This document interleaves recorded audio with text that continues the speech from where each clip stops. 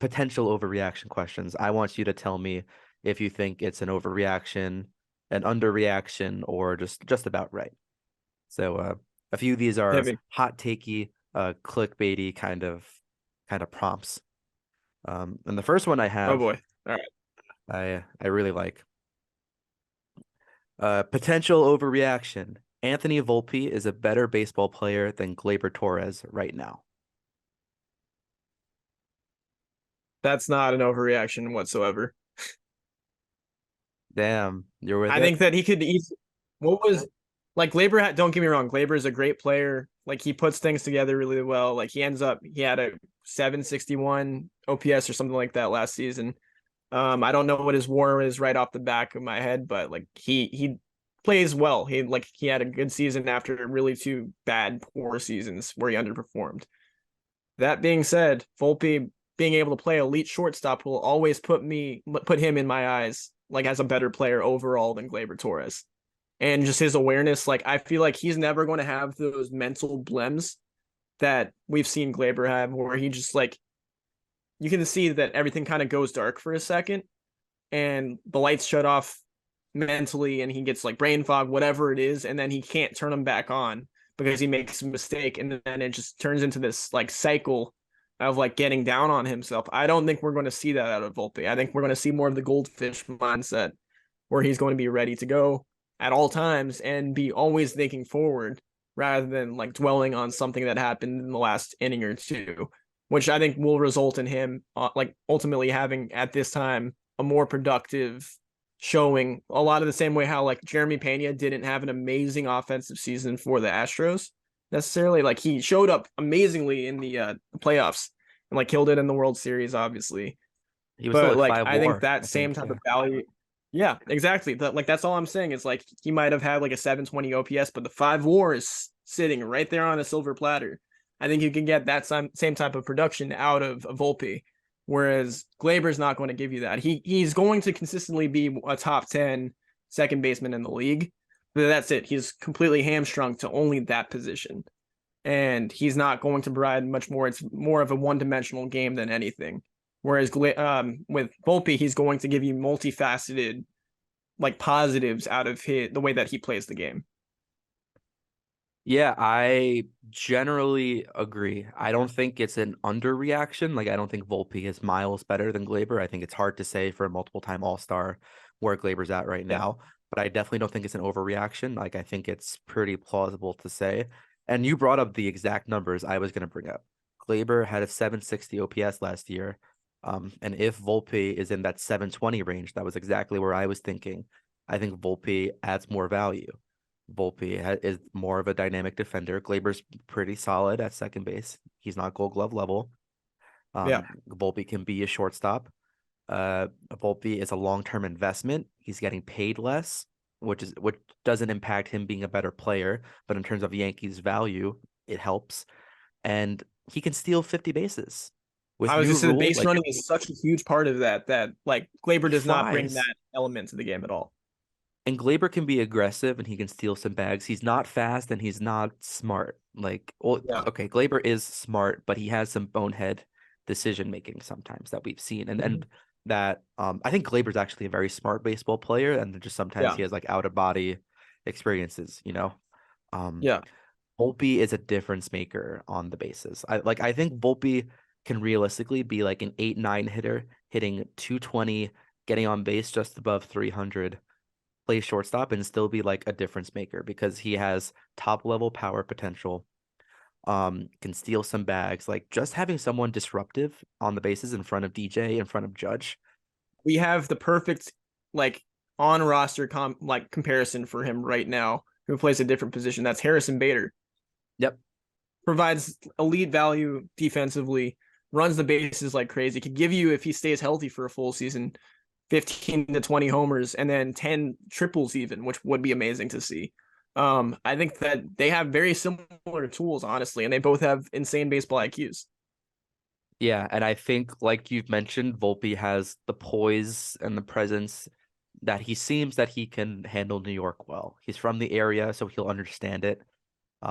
which, probably a bit overstated, people understanding New York, but it's a different media circus. Like the Yankees are a different animal, Yeah. in terms of professional sports teams. Like it's really only comparable to like Manchester United and like Real Hmm. Madrid, FC Barcelona in terms of like world sports and critique and eyeballs.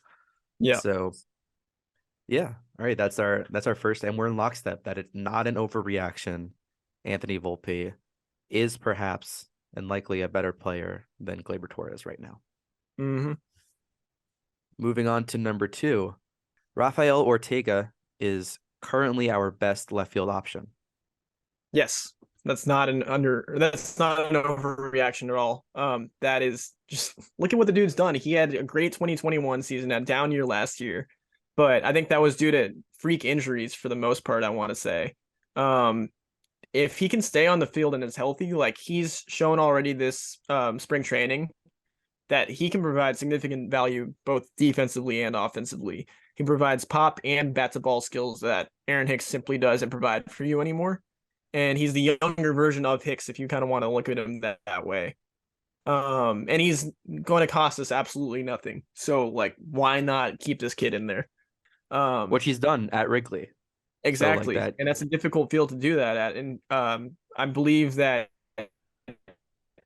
Ian Happ when the Talking Yanks podcast back in December, and they asked him about playing with Ortega, and he said this is a guy that's a treat to watch and he's a treat to play with. He's going to thrive in a stadium like Yankee Stadium as opposed to Wrigley, which says a lot.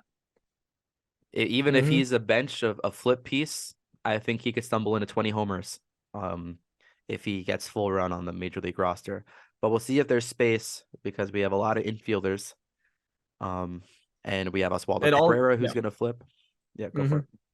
Well, so yeah, like back with like Cabrera, it's just I don't trust him playing left field. Like that's the one position where I just legitimately like do not want to see him there. He's played a Just few don't be games the there. starter. Yeah. Yeah, yeah. But I don't see any downsides to having a guy like Ortega on the roster at least to even be like the fourth outfielder if that's where they end up going. I think he provides value that's going to be very underrated. Also the same way that Mike Talkman came in, that first season and was able to hit with a little bit of pop and then provide a little bit of electricity in that first season with the Yankees. I could easily see that translating over well here. All right. And our last one, based on the lineups so far in the first week, IKF will play 100 games at shortstop for the Yankees this year. Nope, overrated. That is, or Overreaction. sorry, that's not. I don't think he's going to even on the team for 100 games. All right, um, there you go. yeah, I'm not buying that he will get time over Peraza. And then possibly Volpe, but I think that if like when it comes down to the end of spring training, I think that Peraza is probably going to like create himself as the front runner. I just don't. I think that the Yankees trust him enough. They know that he can do it at the major league level, and that's all they really needed to see. And as long as he can stay healthy, I think that that's his job to lose. And I do think that IKF is like a perfect match for some of these teams where they're like middle infielders are going down quickly. I know there are a few injuries that have popped up already. There's going to be some significant chatter about IKF getting moved. Yeah. I think that's plausible. I'm gonna say this is not an overreaction. Because I think it's a weird situation where I could see Peraza being shipped. I think Volpe has proven himself enough, but they want to give Volpe a lot of run in the minors. So I could see it being like IKF gets 80 games and then Volpe comes up and IKF like stumbles into another 20 games, 20 to 30 games the rest of the year while Yeah. Volpe is with the team. So I wouldn't go as far to say this is an overreaction, though it's close. I'm generally with you, but I don't know. The Yankees have been so conservative. I think I would love, and I think it makes sense to have the plan that we've been saying, like let the kids play. I think they're just a bit too conservative to have, um, to really kind of give away on IKF being the shortstop. So I Yeah. think 80 to 100 is very plausible. It's not like an It's overreaction. yeah, it's just tough too because the kids have been sitting like in the weeds for a while now, and they essentially got IKF to be a stopgap for them. And I hope so. they That's what we think. they well, that's like what they've been saying. Like Cashman has said in the last like 2 off seasons, essentially 2020, 2021. He said we have really good options waiting. They're only like a few years away, and like the years are now. Like there's not much more that needs to be proven at the minor league level. And we missed out on what Trey Turner. If you're thinking about all the shortstops throughout the few years, we missed out on Correa like 3 times at this point. Uh, and he would have been a perfect fit Trey if you're looking at Turner, trying to think. Machado, Machado. Technically, could have been it. Yeah. Seager. Seager would have been a perfect match for Yankee Stadium as well. Like I think he's also going to be like a top 5 MVP guy this season. But I think there's a reason for that, and I don't think IKF is the thing standing in the way, or he should be the guy standing in the way of these new fresh blood to essentially take place.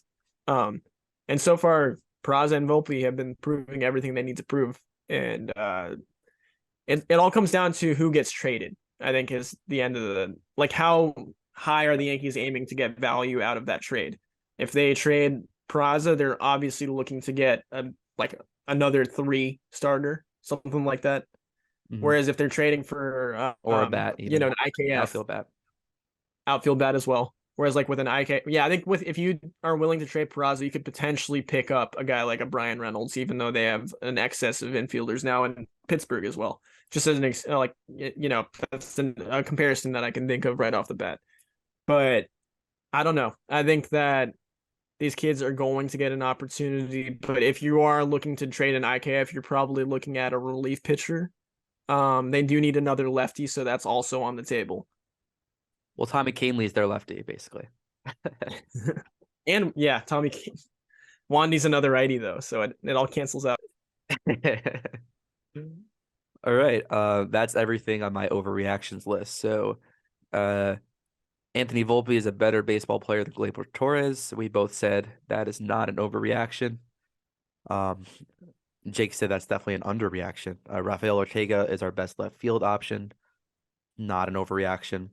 And IKF will play 100 games at shortstop this year. I said not an overreaction. Jake said overreaction. And I think I'm hoping that Jake is right in the long term. We'll revisit this in a few months and see where we get.